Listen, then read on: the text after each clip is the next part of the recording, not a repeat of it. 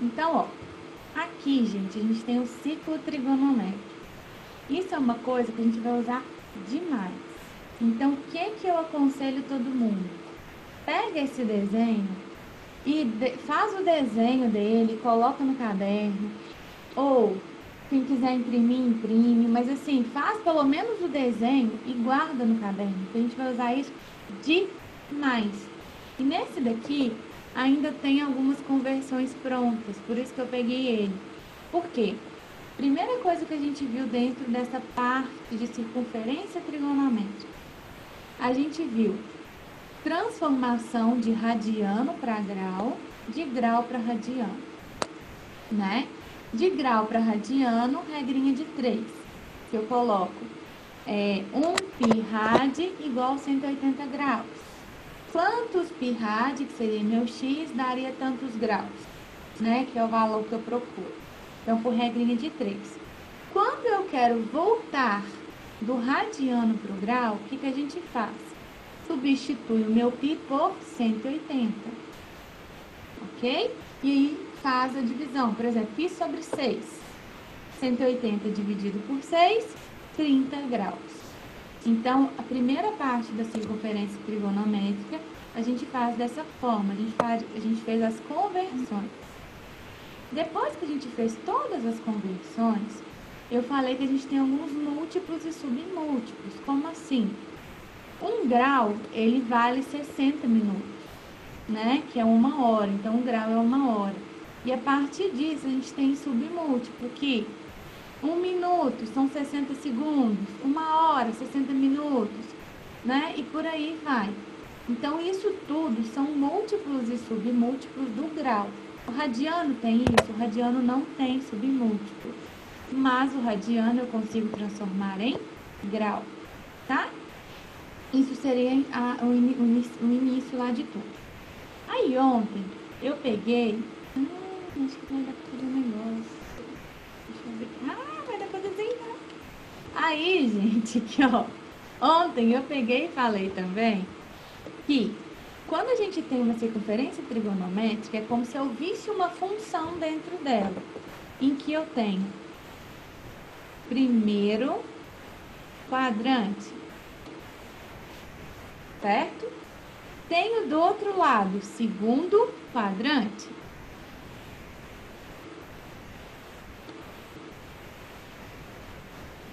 Tenho embaixo o terceiro quadrante. Que gracinha do seu escrito, Kate. Ficou tão retinho. Mais ou menos, né? Terceiro quadrante. E o último, que seria o meu quarto quadrante.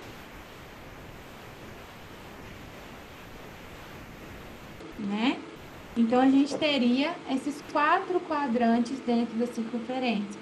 Como que eu vou saber qual que é qual? Ué, gente, é só pensar aqui, ó. Tem uma reta e outra aqui. Primeiro, essa reta com a desse lado. Segundo, essa reta com a parte de baixo, terceiro. E essa com essa seria o meu quarto. Deixa eu só ver aqui. Tá? Então, eu falei dessa subdivisão dos meus quadrantes. Tá? Só que para pagar, eu sou uma beleza. E aí, gente, eu falei outra coisa também ontem, muito, muito, muito importante, que eu falei o nome dos eixos. Eu falei que a gente tem eixo que chama cosseno e eu tenho eixo que chama seno. Como assim? Cosseno é meu eixo com sono, o deitado. Então, ó. Por que não vai tudo? Achei que aparecia tudo. Deixa eu apagar aqui.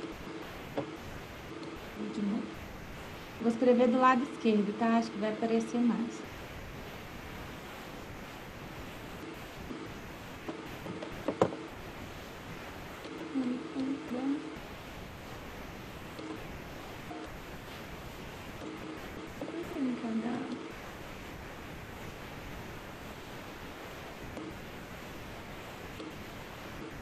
Peraí, gente, que deu alguma coisa aqui.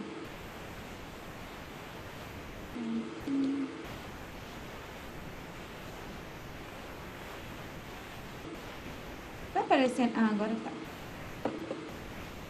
sei o que aconteceu não, eu dei uma pequena falha aqui no escrito. Então, ó, cosseno seria o meu eixo X. Então, onde eu tenho o eixo X, essa escreve do lado de dentro. Onde eu tenho X é meu cosseno. Onde eu tenho o Y é meu seno, tá?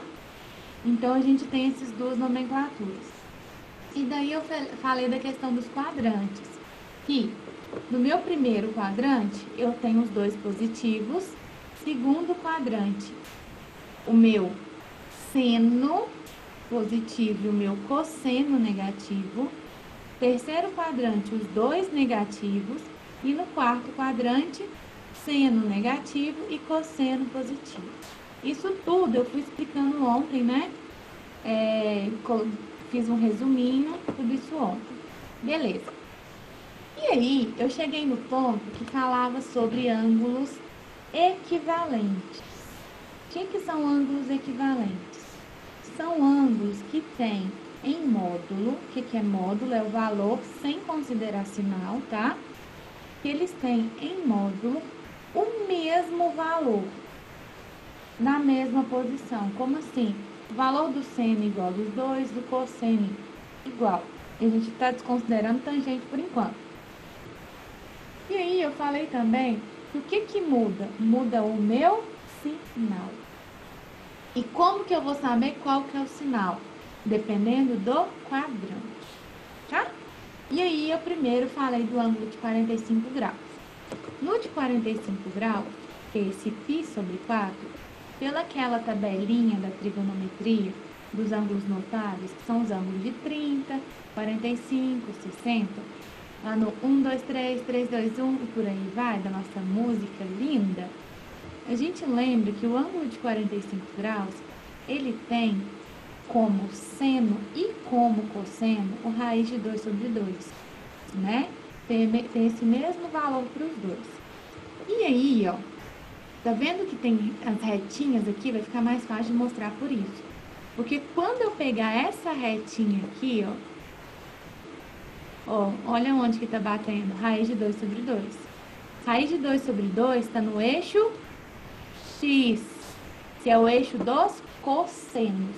Então, qual que é o valor do cosseno de 45? É raiz de 2 sobre 2. Beleza. E agora eu quero saber o valor do seno de 45. Como que eu vou fazer? O seno não é o eixo Y? Olha aqui. Foi até muito, né? No eixo Y também está no raiz de 2 sobre 2. Então, gente, ó, do 45 é tranquilo, porque o 45 a gente sabia a tabelinha. Só que o 45, ele tem um ângulo que é equivalente a ele no segundo quadrante. Quem que é esse ângulo equivalente, ó? Se eu pegar essa reta aqui, que tá batendo aqui no meu seno, e continuar, ela vai vir pra cá. E que ângulo que tá aqui é o 3π sobre 4 ou 135. Então, quer dizer que eles são equivalentes em relação ao seno e cosseno. Então, em relação ao meu seno, é o mesmo valor. É raiz de 2 sobre 2. Ótimo. Mas em relação ao meu cosseno, que é o ângulo que tá o quê? Lá no eixo X, ó. Se eu descer, menos raiz de 2 sobre 2.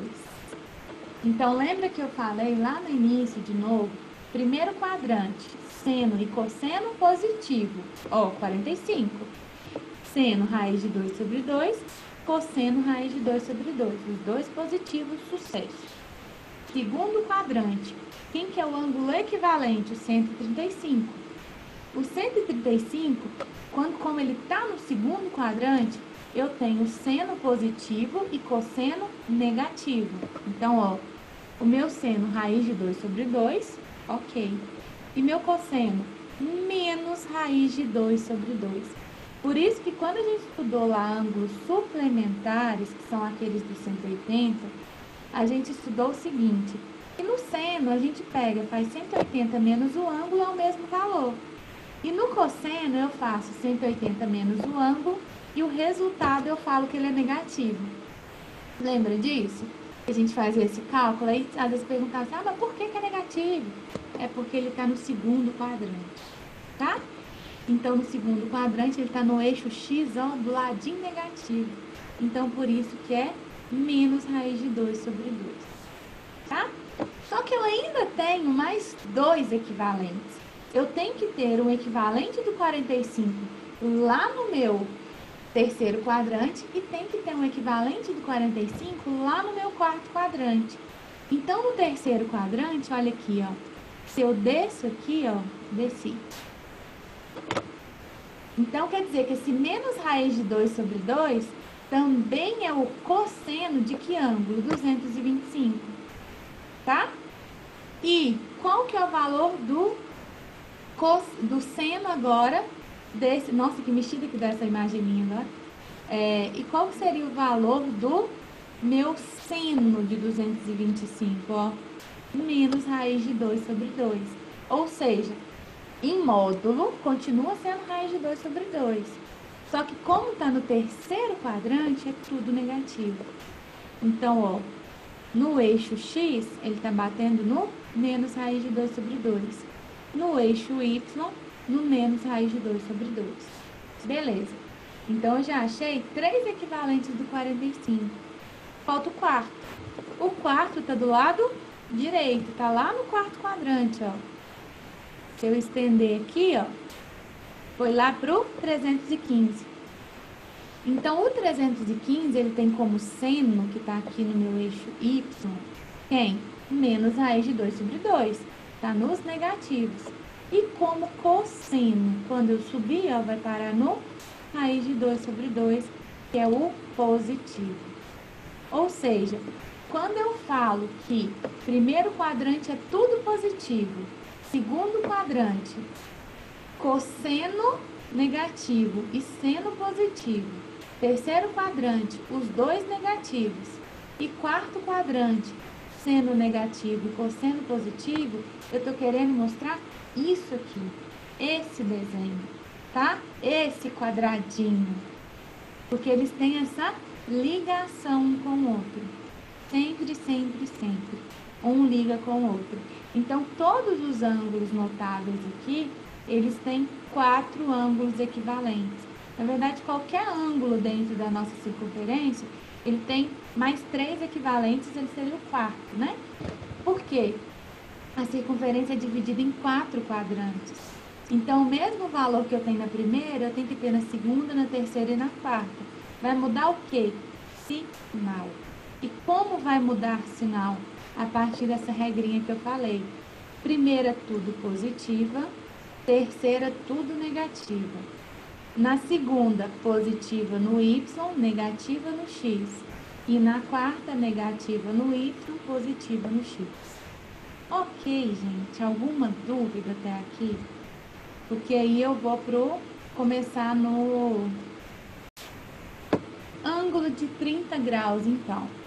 Ângulo de 30 graus, a gente vai pensar no mesmo esquema. Aí, se a gente lembrar da nossa tabelinha, a gente tem seno, cosseno e tangente. Igual eu falei, a gente só está estudando, por enquanto, seno e cosseno. Está dentro dessa relação entre os quadrantes, tá? Mesma coisa, primeiro quadrante positivo. Primeiro quadrante positivo, terceiro quadrante negativo e por aí vai. Gente, o quadro caiu. Vocês escutaram isso aí? Uhum. Ai, ai, é porque aqui venta pouco, sabe? Então, ó, voltando aqui nos 30 graus. Então, os 30 graus têm relação da mesma forma. A gente vai pensar naqueles valores de 30, que seria meio e raiz de 3 sobre 2, né? E a partir disso, eu vou fazer o link agora dos outros 3 equivalentes, para eu ter meus 4 ângulos que são equivalentes. Então, ó, o 30 graus é a mesma coisa que π sobre 6. Quando eu for ligar ele, ó, eu vou ter isso daqui. Qual que é o valor do cosseno de 30 graus? Cosseno com sono, tá deitado. Raiz de 3 sobre 2. Ótimo. Qual que é o valor do meu seno de 30 graus? meio. Tá aqui. Os dois positivos, sucesso. Quando a gente vai para o segundo quadrante, lembra que eu tenho positivos e negativos. Então, ó, em relação ao meu seno, continua positivo. Então, ó, meio. Pronto. Se não me engano, 150 eu coloquei o valor certo. Então, aqui, ó, o 150, qual que é o valor do meu seno? Meio. E qual que é o valor do cosseno? Com sono, tá deitado. Qual que seria? Tem relação com a raiz de 3 sobre 2. Tem que ter. Só que como ele está no segundo quadrante, ó, é negativo. Então, dos 150 graus, ele é um ângulo equivalente ao de 30, só que está no segundo quadrante. Segundo quadrante, o valor dele, positivo no seno, negativo no cosseno. Beleza. E o do terceiro quadrante? Só a gente continuar. E foi aqui que eu coloquei errado ontem, que se não me engano, eu coloquei 240. Eu somei 90 graus. Tá? Eu fiz essa confusão ontem no de 30 graus. Aí vocês me desculpam aí. Então, ó, o outro ângulo que eu tenho seria o 210. Por quê? O 210, ele tem menos raiz de 3 sobre 2 no meu cosseno e menos meio no meu seno. Ou seja, os dois têm valores negativos. Por quê? Porque todo mundo do terceiro quadrante é negativo. E o último seria o meu 330. Ô, Cat, Oi. essa de seno e cosseno positivo e negativo, basicamente plano cartesiano.